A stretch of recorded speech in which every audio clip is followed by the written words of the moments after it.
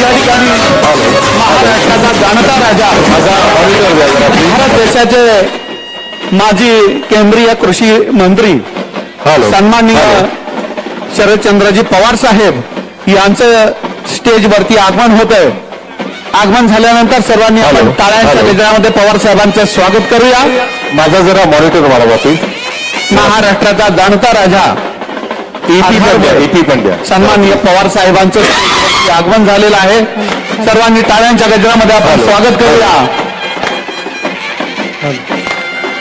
की ज्यांनी गेली 55 वर्ष आपलं आयुष्य या राजकारणामध्ये आणि समाजकारणामध्ये घालवलं आणि आज ते 86 वर्षाचे असताना सुद्धा राष्ट्रवादी काँग्रेस पक्षाचा महाविकास आघाडीचा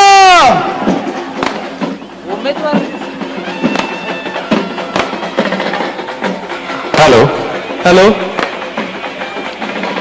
सर्व मान्य समोर उभारलेले जे कार्यकर्ते आहेत कृपया आपणाला विनंती आहे की आपण आपल्या जागेवरती स्थानापन्न व्हावं। कार्यक्रमाला सुरुवात होती आहे।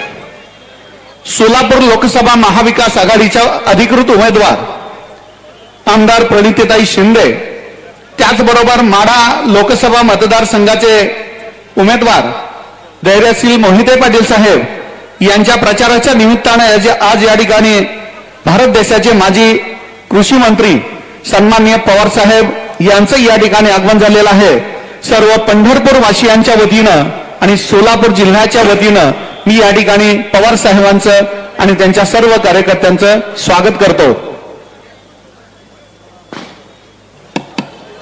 हॅलो, महाराष्ट्राची कुलस्वामिनी आई तुळजा भवानी, महाराष्ट्राचा जाणता राजा श्रीमान योगी छत्रपती शिवाजी महाराज, परमपूज्य डॉक्टर बाबासाहेब आंबेडकर, महात्मा ज्योतिबा फुले, अण्णाभाऊ साठे, अहिल्याबाई होळकर आजच्या सोलापूर लोकसभा मतदारसंघ आणि माढा लोकसभा मतदारसंघाच्या प्रचार दौऱ्याच्या निमित्ताने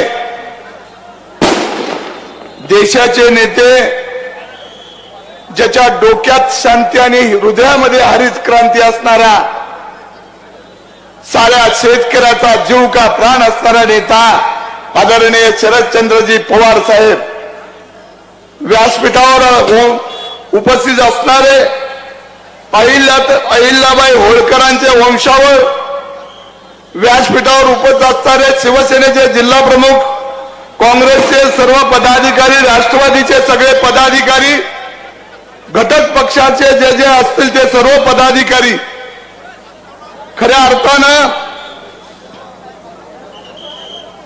या गेल्या महाराष्ट्र देशामध्ये 10 वर्षापासून महाराष्ट्राच्या शेतकऱ्याचं कंबरट मोडण्याची वेळ भारतीय जनता पक्षाने आणली आणि सांगितलं जातं की काँग्रेस आणि राष्ट्रवादीने 70 वर्षामध्ये काय केलं, जो हमने 10 साल में किया।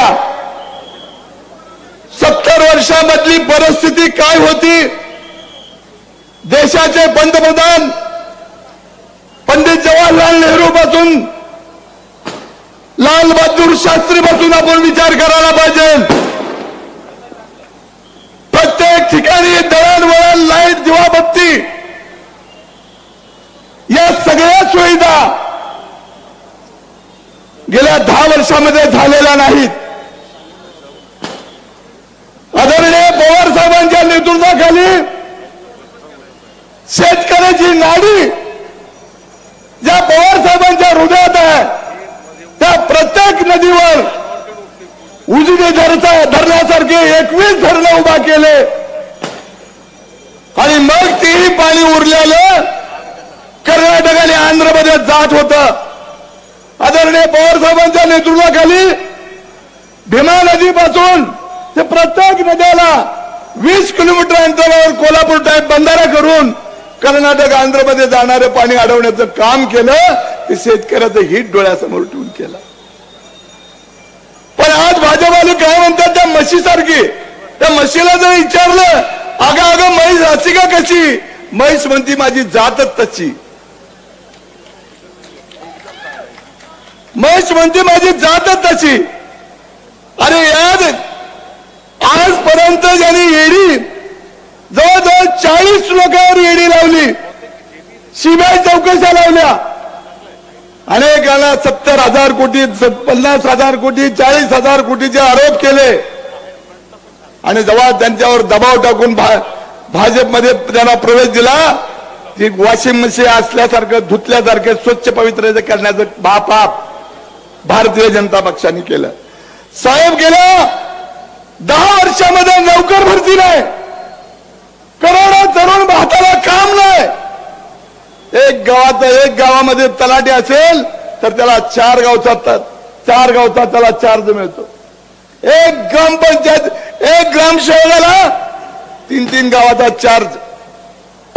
ब्रिटिश काळापासून नेमणूक आलेले पोलीस खातं, ब्रिटिश काळामध्ये 1000ला 1 पोलीस, तसं आज देखील पोलीस भरती नाही. अजून पंढरपूर सारख्या तालुक्यासारख्या 110 गावाला 50-40 पोलिसांच्या नेमणुका. साहेब, 7 वर्गामध्ये 2 शिक्षक, काय गरिबाच्या मुलाने शिक्षणाचं ज्ञान घ्यायचं आणि 2 शिक्षकांनी 7 वर्गातल्या पहिलीपासून 7वी पर्यंत शिकवायचं, ही देशाची अवस्था. देशामध्ये मुख्यमंत्री उद्धवजी ठाकरे असताना या राज्यामध्ये सोयाबीनचा भाव 11,000 रुपये क्विंटल होता. या राज्यामध्ये गेल्यानंतर भारतीय जनता पक्षाने तोडून सरकार केलं, 4,000च्या वर भाव नाही. महागाई आकाशाला भिडली. सामान्य गोरगरीब जनतेला गॅस सिलेंडर 350-400 रुपयाचा गॅस सिलेंडर 1100 रुपये नेला. पेट्रोलचे भाव वाढले, डिझेलचे भाव वाढले, जीवनात वस्तूचे भाव वाढले. आज आमच्या एखाद्या गरीब शेतकऱ्यांच्या मुलीचं लग्न करायचं झालं साहेब, सोनं 75,000 रुपये वर गेला. एक मंगळसूत्र घ्यायची पंचायत या भाजपच्या राज्यामध्ये सामान्य नागरिकाची झाली. पिण्याला पाणी नाही, रस्ते अर्धुदे, आणि सांगतात देशामध्ये आम्ही रस्ते केले. देशाच्या कानाकोपऱ्यातून काँक्रीटचे रस्ते केले, उपकार केला नाही. मला एकट्याला जर सोलापूरला दिवसातून एकदा जायचं असेल, जाता येता माझ्या खिशातून 225 रुपये टॅक्स घेता. मग मी एकटा एक दिवसाला गेलो, महिन्याला किती जातात? 6,000. मग लाख लोक गेलेले तर किती जातात? मुंबईला जायचं म्हणलं साहेब 1,400 रुपये टॅक्स असतो, येताना 1,428 रुपये एका माणसाला, एका गाडीला टॅक्स भरावा लागतो. आणि मग ते रस्ते आम्हाला फुकट केले नाहीत, प्रत्येक माणसाला टॅक्स बसवण्याचं काम केलं. तर रोज आता काम नाही. सांगितलं हमारा जो सरकार आ जाएगा, हर किसान के खाते पे 15 लाख रुपये आ जाएंगे. कुठल्या शेतकऱ्याला 15 लाख दिले? 2 कोटी तरुणाच्या हाताला काम देऊ. 10 वर्षामध्ये 2 लाख तरुणाला काम दिलं. 2 कोटी तरुणाच्या हाताला काम नाही.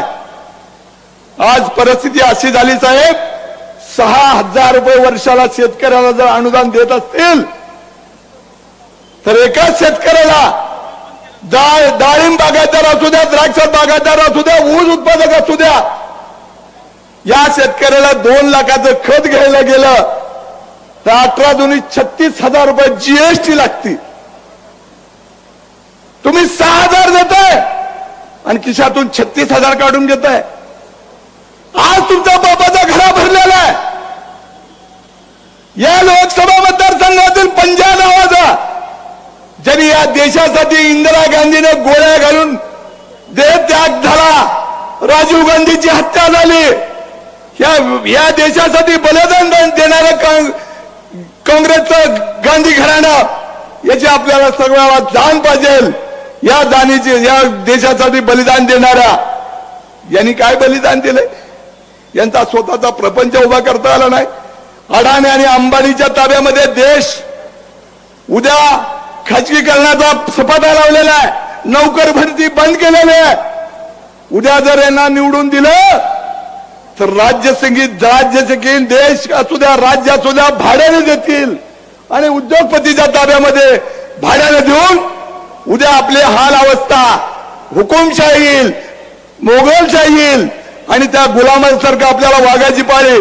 म्हणून येत्या 7 तारखेला आपण सगळ्यांनी या मतदारसंघामध्ये पंजाब आणि माढा लोकसभामध्ये तुतारी वाजवणारा माणूस याच दोन्ही चिन्हावर शिक्का मारून देश वाचवा, संविधान वाचवा, देशाचं संरक्षण करा.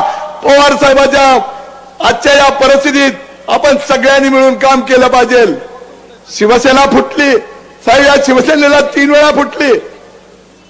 छगन भुजबळ गेले, गणेश नाईक गेले, नारायण राणे गेले, परंतु शिवसेनेला काही फरक पडला नाही.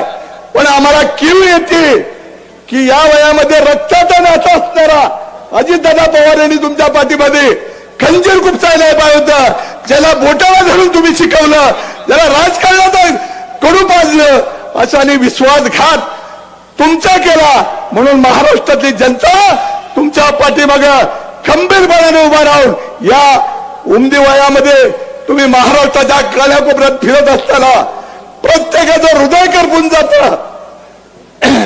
म्हणून तुम्हाला विनंती करतो की निश्चितपणाने महाराष्ट्राची जनता आपले खासदार, या महाराष्ट्रातून 35 खासदार निवडून आल्याशिवाय राहणार नाहीत. जय हिंद, जय महाराष्ट्र.